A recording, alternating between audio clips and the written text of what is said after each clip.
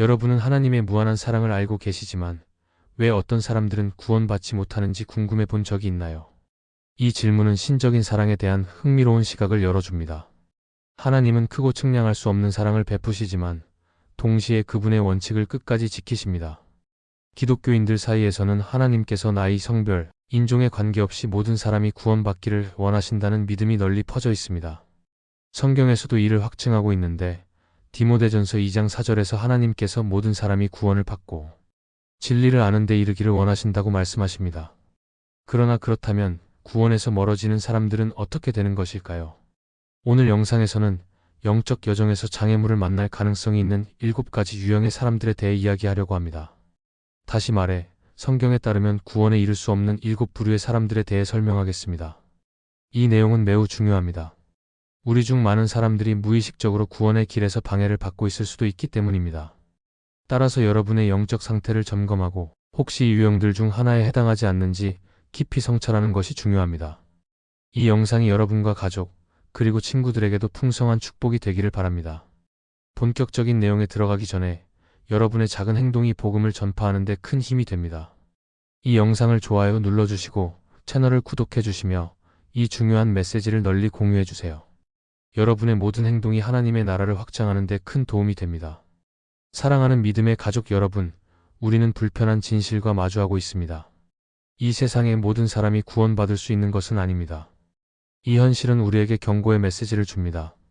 특히 교회를 열심히 다니는 분들에게도 해당됩니다.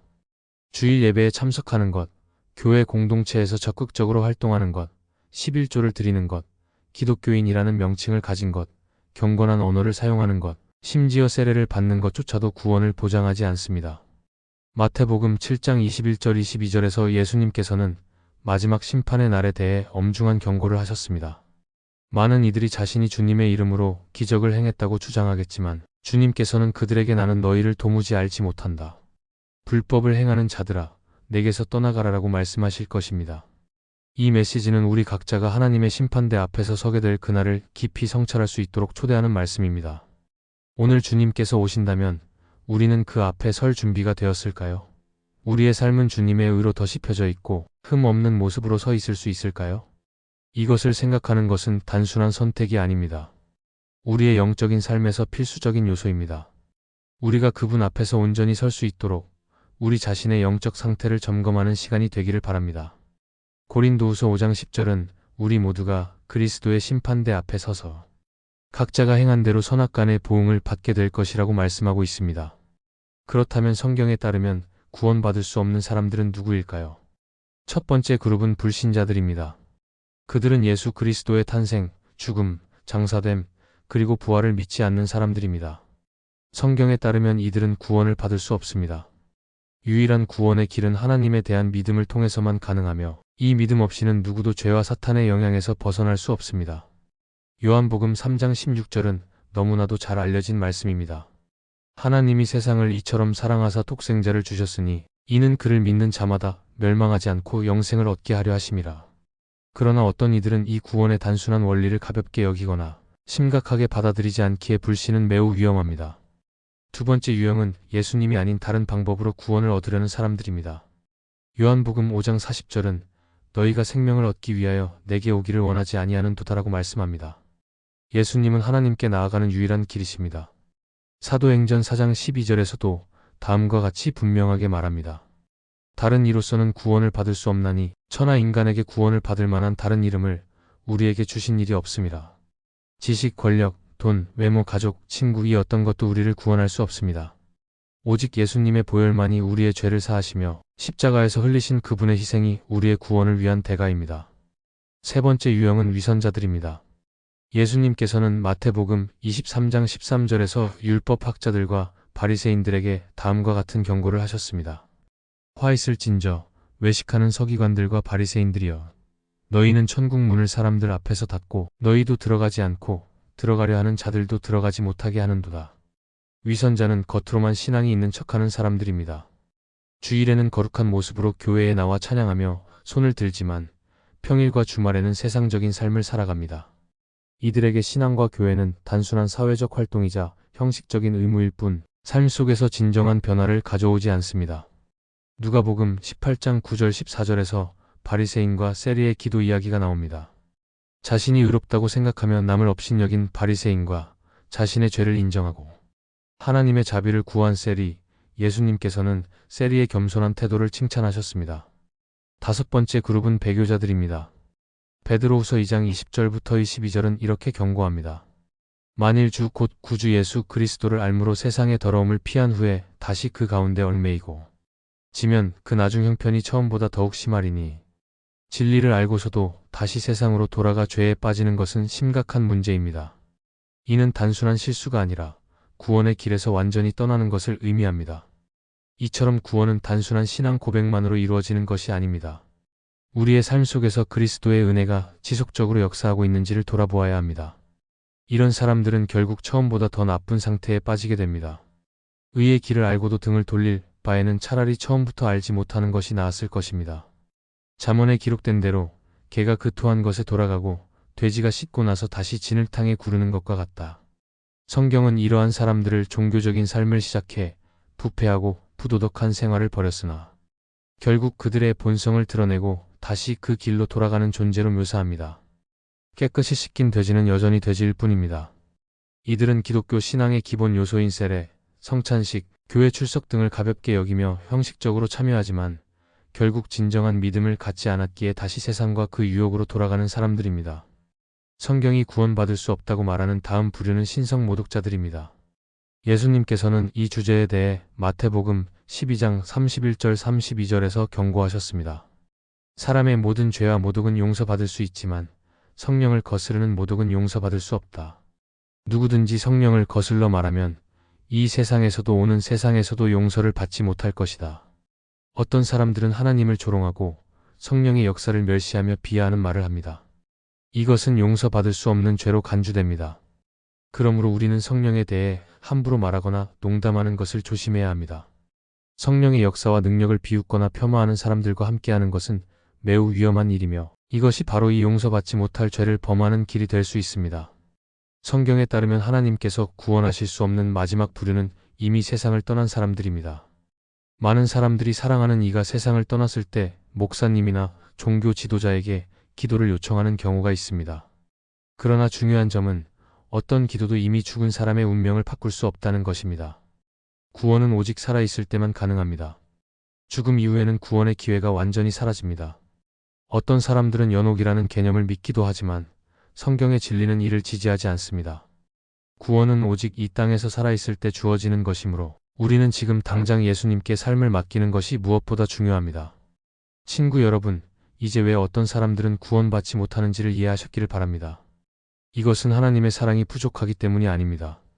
하나님께서는 자신의 정의로운 기준을 타협하면서까지 누구를 구원하시지는 않습니다. 하나님의 가장 큰 사랑은 이미 우리에게 주어졌습니다. 바로 하나님께서 우리가 아직 죄인 되었을 때 우리를 위해 예수님을 보내어 십자가에서 죽게 하신 것입니다. 이처럼 위대한 희생이 이루어졌음에도 불구하고 누군가가 믿기를 거부한다면 하나님께서 또다시 자신의 원칙을 타협하시지는 않을 것입니다. 마지막으로 여러분께 묻겠습니다. 여러분은 진정으로 예수님을 주님이자 구원자로 영접하셨습니까? 만약 그렇지 않다면 바로 지금이 그 순간입니다. 주님께서 다시 오실 날이 언제인지 우리는 알 수 없지만 그것은 반드시 일어날 것입니다. 휴거는 기독교인들 뿐만 아니라 비기독교인들 사이에서도 널리 논의되는 주제입니다. 이것은 단순한 예측이 아니라 성경에서 예언된 사건이며 반드시 일어날 일입니다. 데살로니가전서 4장 15절부터 17절은 이렇게 말씀합니다. 주께서 호령과 천사장의 소리와 하나님의 나팔 소리와 함께 하늘로부터 강림하시리니 그리스도 안에서 죽은 자들이 먼저 일어나고 그 후에 살아있는 우리도 그들과 함께 공중으로 끌어올려 주를 영접하게 하시리니 우리가 항상 주와 함께 있으리라. 이것이 우리가 소망과 믿음으로 기다리는 순간입니다. 주님을 만나기 위해 공중으로 들림 받는 것은 모든 신자가 간절히 바라는 영광스러운 경험이 될 것입니다. 휴거는 오직 예수님을 믿고 죄에서 떠나 하나님을 위해 사는 사람들을 위한 사건입니다. 아무리 선한 행위를 많이 했더라도, 아무리 고귀한 의도를 가졌더라도 만약 예수님을 믿지 않고 하나님을 위해 사는 삶을 살지 않았다면 휴거에 참여할 수 없습니다. 어떤 사람들은 휴거가 한 번이 아니라 여러 번 일어나 첫 번째 기회를 놓친 사람들이 다시 한번 구원받을 기회를 얻을 것이라고 믿습니다. 그러나 성경은 이를 뒷받침하지 않습니다. 그렇기 때문에 우리는 확실히 준비해야 합니다. 휴거는 단 한 번만 일어나며 반복되지 않습니다. 뒤에 남겨지는 것은 끔찍한 혼란과 적그리스도의 박해를 직면하는 것을 의미합니다. 그러나 휴거에 참여하는 사람들에게는 영원한 하나님의 나라가 시작될 것입니다. 그들은 지옥의 위험에서 벗어날 뿐만 아니라 완전한 영생을 누리게 될 것입니다. 마지막 원수인 죽음은 심판받고 완전히 정복될 것입니다. 오늘 영상에서는 휴거가 무엇인지 더욱 자세히 설명할 것입니다. 이 내용을 주의 깊게 들어주시길 바랍니다. 이것은 여러분의 믿음을 더욱 강하게 하고 휴거에 대한 두려움을 없애줄 것입니다. 휴거라는 단어 자체는 성경에 직접적으로 등장하지 않지만 마태복음, 마가복음, 누가복음, 서신서 및 신약의 여러 부분에서 이 사건에 대한 암시를 찾을 수 있습니다. 성경 곳곳에서 이 위대한 사건이 반드시 일어날 것이라고 예언하고 있으며 우리는 이를 통해 휴거라는 개념을 확신할 수 있습니다. 이러한 가르침들은 다양한 의견과 해석을 불러일으켰습니다. 휴거와 예수님의 재림이 같은 사건이라고 믿는 사람들이 많지만 성경은 이를 지지하지 않습니다. 성경은 휴거와 재림이 별개의 사건임을 분명하게 밝히고 있습니다. 이제 이 두 사건의 주요 차이점을 살펴보겠습니다. 첫째, 휴거 때에는 모든 신자들이 공중에서 예수님을 만나게 됩니다. 데살로니가전서 4장 17절에 기록된 대로 말입니다. 반면 예수님의 재림 때에는 휴거된 모든 성도들이 주님과 함께 이 땅으로 돌아옵니다. 이 재림의 목적은 남겨진 자들을 심판하고 적그리스도와 사탄을 물리쳐 천년 왕국을 세우는 것입니다. 요한계시록 19장과 20장에서 이 사실을 명확하게 보여줍니다. 이것이 휴거와 재림의 가장 중요한 차이점입니다. 휴거는 성도들이 공중에서 주님을 만나는 순간이며 재림은 주님께서 성도들과 함께 지상으로 돌아오시는 사건입니다. 둘째, 휴거는 즉각적으로 일어나는 사건입니다. 반면 예수님의 재림은 모든 사람이 볼 수 있는 공개적인 사건입니다. 고린도전서 15장 52절에서 이렇게 말씀합니다. 순식간에 눈 깜짝할 사이에 마지막 나팔 소리가 날 때 나팔이 울리면 죽은 자들이 썩지 않을 몸으로 다시 살아나고 우리도 변화할 것이다. 즉 휴거는 한순간에 이루어지는 사건이지만 마태복음 24장 27절은 예수님의 재림이 모두가 볼 수 있는 사건임을 말합니다. 번개가 동쪽에서 나서 서쪽까지 번쩍이는 것 같이 인자의 임함도 그러하리라. 셋째, 휴거는 예언된 종말의 사건들이 일어나기 전에 언제든지 발생할 수 있습니다. 하지만 예수님의 재림은 특정한 종말의 예언들이 이루어진 후에야 발생합니다. 이 말은 곧 휴거가 예수님의 재림보다 먼저 일어난다는 의미입니다. 이 점은 다양한 해석과 신학적 견해가 있지만 가장 중요한 것은 성경이 휴거를 분명히 가르치고 있다는 것입니다. 많은 사람들이 휴거는 착하고 도덕적인 사람들을 위한 것이라고 오해합니다. 그러나 성경은 분명히 가르칩니다. 휴거는 오직 예수 그리스도를 믿는 자들을 위한 것입니다.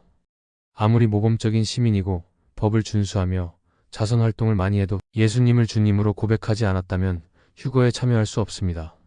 성경은 우리가 먼저 떠난 신앙의 가족들과 다시 만나게 될 것이라는 위대한 소망을 줍니다. 휴거 때에는 그리스도 안에서 죽은 자들이 먼저 일어나 주님과 함께 하늘로 올라갈 것입니다. 그러므로 여러분이 사랑했던 신앙의 가족이 이미 주 안에서 세상을 떠났다면 그들이 먼저 부활하여 주님과 함께하게 된다는 소망이 있습니다. 이것이 우리에게 큰 위로와 기쁨이 되는 이유입니다. 그렇다면 우리는 휴거를 어떻게 준비할 수 있을까요? 그 방법은 분명합니다. 첫째, 믿음과 의로움의 삶을 사는 것입니다.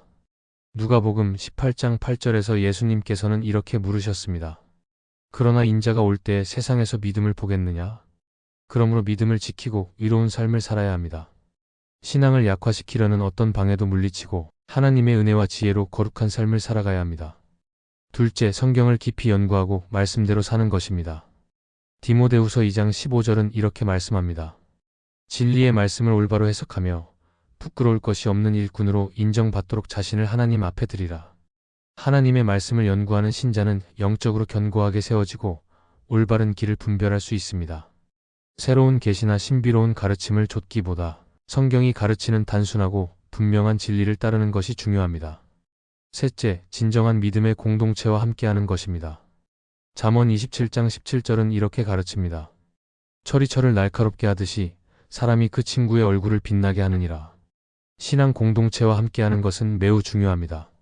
성경은 성도들이 함께 모이는 일을 소홀히 하지 말라고 권면합니다.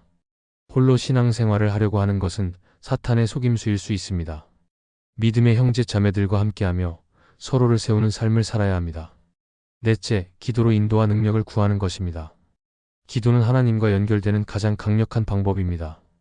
특히 이 마지막 때를 살아가는 우리에게 기도는 더욱 중요합니다.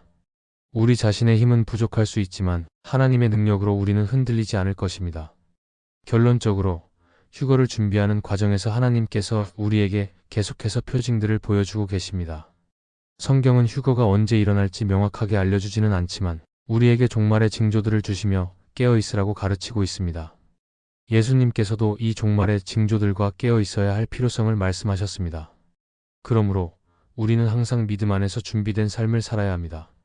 예수님께서는 이러한 종말의 사건들에 대해 말씀하셨습니다. 그러므로 우리 시대에 이러한 징조들이 나타날 때 우리는 그 어느 때보다 성경을 주의 깊게 살펴보아야 합니다. 예수님께서 우리에게 남기신 삶의 지침들을 따르는 것이 중요합니다. 마태복음 24장 33절에서 예수님은 이렇게 말씀하셨습니다. 이 모든 일을 보거든 인자가 가까이 문 앞에 이른 줄 알라. 이 영상에서는 예수님의 세 가지 중요한 가르침을 나누고 그것이 우리의 일상적인 신앙생활에 어떻게 실질적으로 적용될 수 있는지 살펴보겠습니다. 첫 번째 가르침은 예수님께서 다시 오실 때 그분의 명령을 행하는 자는 복을 받을 것이라는 말씀입니다. 마태복음 24장 46절에서 예수님은 말씀하셨습니다. 주인이 올 때 그 종이 이렇게 하는 것을 보면 그 종이 복이 있으리로다. 즉, 예수님을 따르는 신실한 성도는 주님이 오실 때까지 맡겨진 사명을 충실히 감당하는 사람들입니다. 그렇다면 우리가 주님이 다시 오실 때 해야 할 일은 무엇일까요? 그것은 주님께서 우리에게 맡기신 사명을 끝까지 감당하는 것입니다. 예수님께서는 달란트 비유를 통해 이를 강조하셨습니다. 휴거를 준비하는 것은 단순히 기다리는 것이 아닙니다. 우리는 주어진 사명을 성실히 감당하며 주님의 재림을 간절히 소망하는 삶을 살아야 합니다. 우리에게 맡겨진 중요한 책임 중 몇 가지를 살펴보겠습니다. 첫째, 복음을 전파하는 것입니다. 예수님께서는 우리 모두에게 복음을 전파하라고 명령하셨습니다. 이것은 위대한 사명의 일부입니다. 예수님을 믿는 모든 사람은 복음을 세상에 전하는 사명을 가지고 있습니다. 오늘날 약 80억 명의 사람들이 살고 있는 이 세상에서 복음이 필요한 이들이 너무나도 많습니다. 우리의 사명은 어떠한 장애물과 도전에도 불구하고 하나님의 나라의 소식을 널리 퍼뜨리는 것입니다. 둘째, 제자를 삼는 것입니다. 예수님께서는 단순히 복음을 전하는 것에서 멈추지 않고 제자를 삼으라고 명령하셨습니다. 마태복음 28장 20절에서 예수님은 이렇게 말씀하셨습니다. 내가 너희에게 분부한 모든 것을 가르쳐 지키게 하라. 볼지어다 내가 세상 끝날까지 너희와 항상 함께 있으리라. 오늘날 우리는 진정한 제자가 절실히 필요한 시대에 살고 있습니다. 예수님의 제자만이 또 다른 제자를 세울 수 있습니다. 우리는 하나님의 나라를 확장하기 위해 헌신된 일꾼이 필요합니다. 하나님을 사랑하고 섬기며 그분을 세상에 드러내는 것이야말로 예수님께서 우리에게 주신 사명을 충실히 수행하는 것입니다. 이것이 바로 주인이 올 때에 그렇게 하는 자가 복이 있다는 말씀을 실천하는 삶입니다. 셋째, 영적으로 깨어있는 것입니다. 예수님께서는 마지막 때를 살아가는 우리가 영적으로 항상 깨어 있어야 한다고 강하게 경고하셨습니다. 마가복음 13장 33절에서는 이렇게 말씀합니다. 깨어 있어 기도하라. 너희는 그날과 그때를 알지 못하느니라. 깨어 있는다는 것은 무엇을 의미할까요? 그것은 기도에 힘쓰고 신앙에 집중하며 세상의 유혹에 휩쓸리지 않는 것입니다. 우리는 영적으로 나태해지지 않도록 해야 합니다. 기도는 단순한 의무가 아니라 이 마지막 시대를 살아가며 필요한 은혜와 위로, 인내를 공급받는 필수적인 요소입니다. 우리가 처한 시대적 도전들을 생각해 보십시오. 세상은 점점 더 혼란스럽고 거짓된 가르침이 만연합니다. 이러한 시대에 우리는 더욱 하나님께 집중하고 영적인 함정과 유혹에서 벗어나야 합니다. 그러기 위해서는 매일 하나님과 교제하는 시간을 가져야 합니다. 여러분은 매일 얼마나 많은 시간을 기도에 할애하고 계십니까? 기도는 단순한 종교적 행위가 아니라 하나님의 뜻을 깨닫고 바른 행동을 할 수 있도록 도와주는 강력한 무기입니다. 그러므로 우리는 끊임없이 기도하며 하나님의 인도하심을 구해야 합니다. 결론적으로 예수님께서는 종말의 징조를 통해 우리에게 깨어 있으라고 명확하게 경고하셨습니다. 우리는 마지막 때를 살아가며 예수님의 가르침을 더욱 깊이 묵상해야 합니다. 그분의 말씀을 따르는 것이 이 시대를 살아가는 성도들에게 가장 중요한 지침입니다. 주님이 다시 오실 날이 가까워지고 있습니다. 그러므로 우리는 믿음으로 살고 사명을 감당하며 깨어 기도하는 삶을 살아야 합니다. 하나님과 소통하는 것은 우리에게 강력한 영적 유익을 줍니다. 이것은 사탄이 꾸미는 수많은 계략에 맞설 수 있는 힘을 제공합니다. 많은 기독교인들은 세상이 날마다 적그리스도의 계획과 일치하도록 변화하고 있다는 사실을 아직 깨닫지 못하고 있습니다. 사탄은 가능한 한 많은 성도들을 미혹시키고자 하지만 우리는 기억해야 합니다. 그는 거짓의 아비이며 속이는 자입니다. 매일 기도의 시간을 헌신하는 것은 영적으로 깨어있게 하며 예수님의 재림에 대한 경각심을 유지하는 데 필수적입니다. 마지막 때를 사는 우리가 영적으로 잠들어 있는 것은 이 중요한 경고를 무시하는 것과 같습니다. 마가복음 13장 35절 36절에서 예수님은 이렇게 경고하십니다. 그러므로 깨어있으라. 집 주인이 언제 올지 저녁일지 한밤중일지 닭이 울 때일지 새벽일지 알지 못함이라. 그가 호련히 와서 너희가 자는 것을 보지 않도록 하라. 이 말씀은 매우 분명합니다. 우리는 영적으로 무감각해지는 것을 피해야 합니다. 여기서 잠든다는 것은 단순한 육체적 수면을 의미하는 것이 아니라 영적 나태함과 무관심을 뜻합니다. 그러므로 우리는 이 불확실한 시대 속에서 더욱 신실하게 기도하며 깨어 있어야 합니다. 하나님의 재림의 정확한 순간을 알 수 없기에 영적으로 항상 준비된 상태로 살아가는 것이 중요합니다. 예수님께서는 마지막 때를 살아가는 성도들이 영적 무관심에 빠지지 않도록 주의를 당부하셨습니다. 그분은 하나님의 나라와 그분의 임박한 재림에 대한 경각심을 잃지 말라고 강하게 권고하셨습니다. 우리는 일시적인 유행과 세상의 흐름에 휩쓸려 예수님의 경고를 잊어서는 안 됩니다. 믿는 자들은 주님의 재림을 기다리는 소망 가운데 신중하고 신실하게 살아가야 합니다. 경계하며 깨어있는다는 것은 무엇을 의미할까요? 그것은 단순히 기다리는 것이 아니라 우리의 신앙과 마음을 지키며 하나님께 영광 돌리는 것을 우선순위로 삼는 것입니다. 누가복음 21장 34-35절에서 예수님은 경고하십니다. 너희는 스스로 조심하라. 그렇지 않으면 방탕함과 술취함과 생활의 염려로 너희 마음이 둔하여지고 뜻밖의 그날이 덫과 같이 너희에게 임하리라. 즉, 예수님께서는 마지막 때에 경건하지 못한 생활 방식과 세상의 염려에 빠지는 위험성을 지적하신 것입니다. 그분은 우리가 영적으로 둔감해지지 않도록 경고하셨습니다. 성경을 보면 노아의 시대, 소돔과 고모라, 그리고 바벨론이 멸망하기 직전에도 비슷한 일이 있었습니다. 사람들은 자신들의 삶에만 몰두하며 먹고 마시고 결혼하는 일에 집중하면서 하나님의 경고를 완전히 잊었습니다. 오늘날 세상도 마찬가지입니다. 많은 사람들이 하나님을 점점 잊어버리고 있으며 미디어와 정치, 문화 속에서 거짓된 가르침이 퍼지고 있습니다. 예수님께서는 사람들이 단순히 죄를 짓기 때문이 아니라 생활의 염려로 인해 신앙에서 멀어질 수 있다고도 경고하셨습니다. 그러므로 우리는 영적으로 깨어 있어야 하며 세상의 압력과 염려로 인해 믿음을 잃지 않도록 주의해야 합니다. 오늘날 우리는 어려운 시대를 살고 있습니다. 하지만 그럼에도 불구하고 어떤 상황에서도 하나님을 향한 우리의 사랑이 식지 않도록 해야 합니다. 어려움이 다가올 때 그것이 우리를 하나님으로부터 멀어지게 하는 것이 아니라 오히려 더욱 주님을 의지하도록 만들어야 합니다. 많은 사람들이 불안과 걱정에 사로잡혀 있지만 우리는 믿음을 통해 이러한 두려움에서 자유로워질 수 있습니다. 사랑하는 여러분, 이제 예수님의 이 경고들을 들은 후 우리는 어떻게 반응해야 할까요? 디모데후서 3장 1절부터 5절은 마지막 때의 모습을 이렇게 묘사합니다.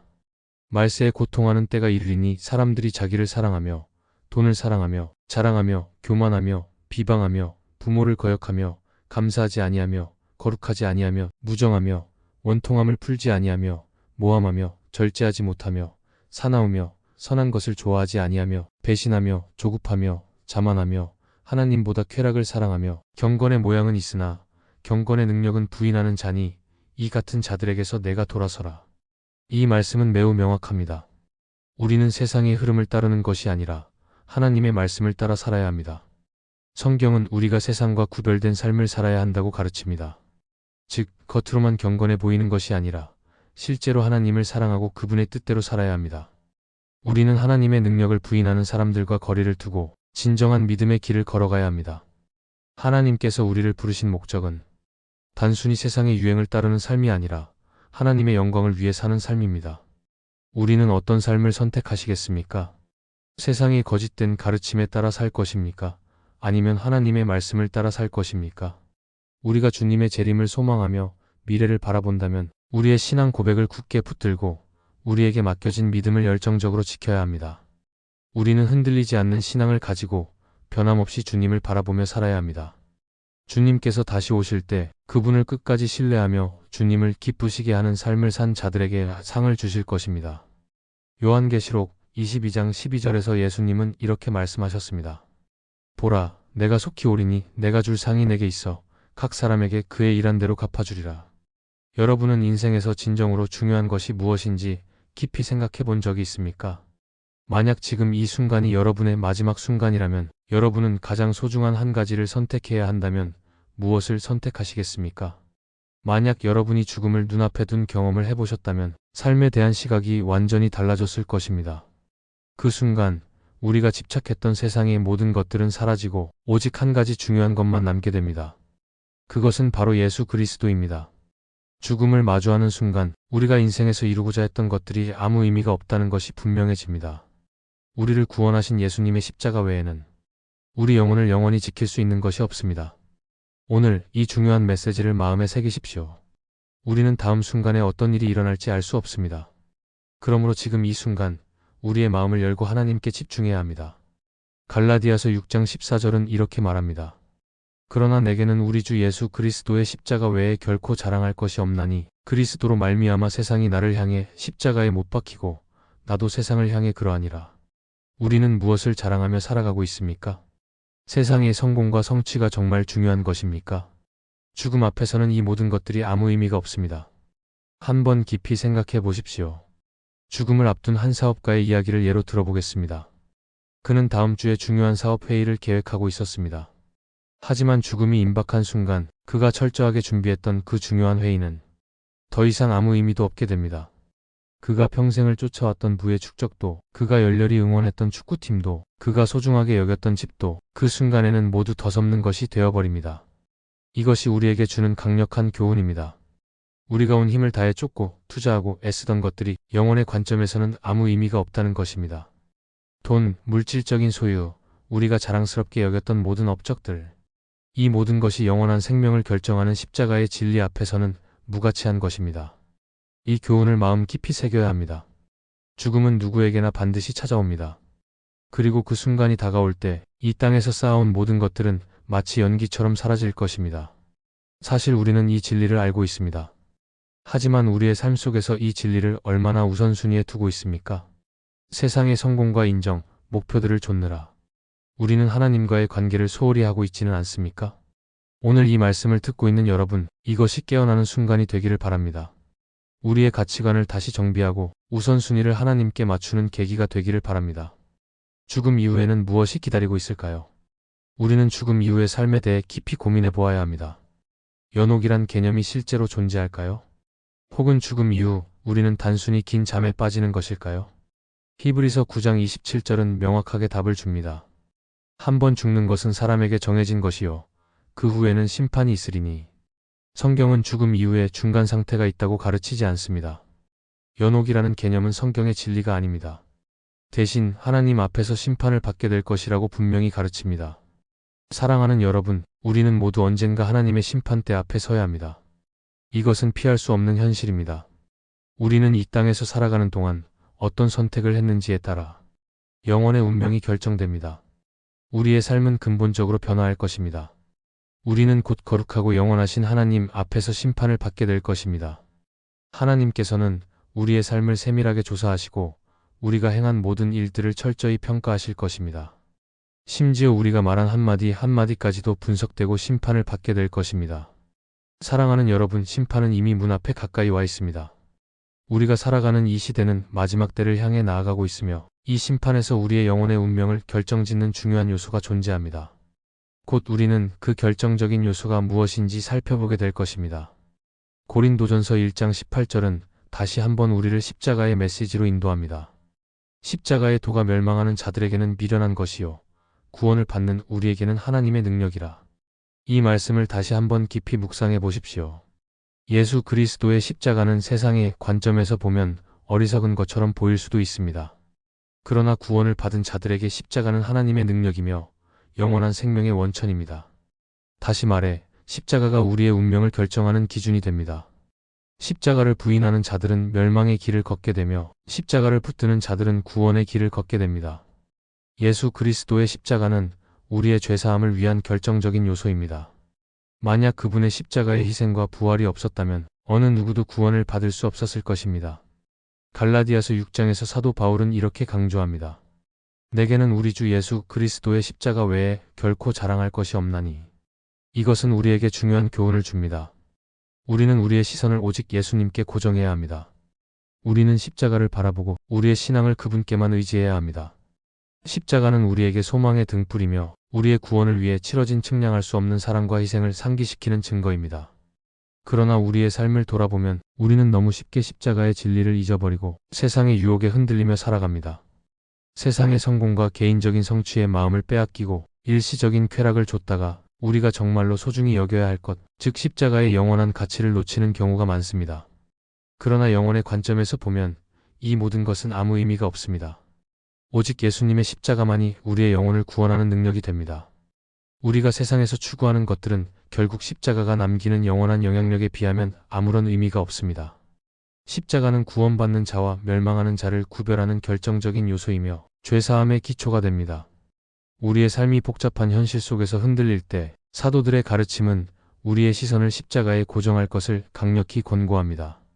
다가오는 하나님의 심판과 십자가의 변혁적인 능력을 생각하며 우리는 이 진리를 깊이 묵상해야 합니다. 세상은 수많은 것들로 우리의 주의를 분산시키려 합니다. 우리는 십자가에서 시선을 돌리게 만드는 다양한 방해 요소들과 싸우고 있습니다. 그러나 십자가를 삶의 중심에 두는 것은 우리에게 일시적인 것들이 아닌 영원한 가치를 바라보도록 하는 중요한 기준이 됩니다. 사회는 종종 우리 자신의 선함을 강조하도록 유도합니다. 사람들은 우리가 좋은 일을 많이 했다는 이유만으로 만족감을 느끼도록 만들고 우리는 스스로 자기의에 빠지게 됩니다. 우리는 때때로 스스로를 선한 사람이라고 생각하며 자신의 친절, 사랑, 가족에 대한 책임, 사회적 기여를 내세우곤 합니다. 주변에서는 우리가 도덕적으로 올바르고 법을 잘 지키는 사람이라며 칭찬하지만 이는 많은 사람들이 자신이 죄인이라는 사실을 깨닫지 못하게 만듭니다. 그러나 로마서 3장 23절은 이렇게 말합니다. 모든 사람이 죄를 범하였음에 하나님의 영광에 이르지 못하더니. 또한 로마서 6장 23절은 말합니다. 죄의 삭은 사망이요 하나님의 선물은 그리스도 예수 우리 주 안에 있는 영생이니라. 성경은 분명하게 말합니다. 우리는 모두 죄인이며 우리의 힘으로는 구원에 이를 수 없습니다.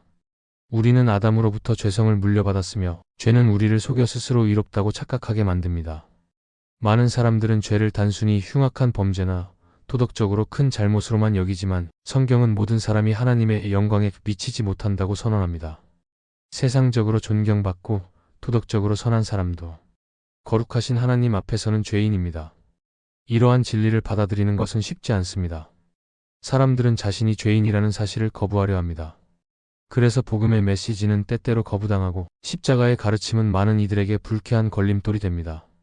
왜냐하면 그들은 자신이 죄인임을 인정하고 싶지 않기 때문입니다.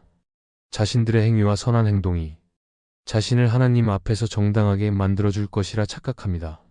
하지만 십자가의 메시지는 다릅니다.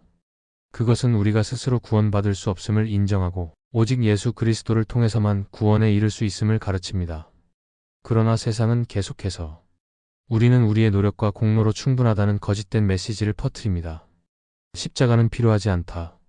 내가 착하게 살면 그것으로 충분하다. 그러나 이것은 위험한 거짓입니다. 성경은 분명히 가르칩니다. 우리의 의로는 결코 구원받을 수 없으며 오직 예수님의 십자가만이 우리의 구원의 길입니다. 오늘날 세상을 바라보십시오. 우리는 점점 더 생명의 가치를 무시하는 시대를 살아가고 있습니다. 인터넷을 통해 쉽게 볼 수 있는 수많은 뉴스 속에서 우리는 살인 전쟁, 테러의 급증을 목격하고 있습니다. 지난 90년 동안 전 세계에서 그 어느 때보다 더 많은 사람들이 전쟁으로 인해 목숨을 잃었습니다. 단 지난 세기 동안에만 약 2억 300만 명이 전쟁으로 인해 목숨을 잃었고 지난 10년 동안 약 200만 명의 어린이들이 살해되었으며 4,500만 명의 어린이들이 전쟁으로 인해 장애를 입었습니다. 이러한 현실을 보면서 우리는 하나님의 심판이 가까이 왔음을 느끼지 않을 수 없습니다. 그러나 중요한 것은 휴거가 먼저 오든 우리가 죽음을 먼저 맞이하든 궁극적으로 우리는 하나님을 만날 준비가 되어 있는가 하는 것입니다. 우리는 정말로 예수님과 바른 관계 속에 있습니까? 지금 우리의 영혼은 하나님을 만날 준비가 되어 있습니까? 사랑하는 여러분, 이제 세상의 걱정을 내려놓고 우리의 영혼을 돌아볼 때입니다. 죽음 앞에서 우리의 은행 잔고도 사회적 지위도 인스타그램 팔로워 수도 아무 의미가 없습니다. 오직 중요한 것은 우리가 예수 그리스도와 온전한 관계를 맺고 있는가 하는 것입니다. 이제 우리의 마음을 주님께 온전히 드립시다. 회개하고 진리 위에 굳건히 서서 살아갑시다. 비록 대가가 따를지라도 진리를 붙들며 나아갑시다.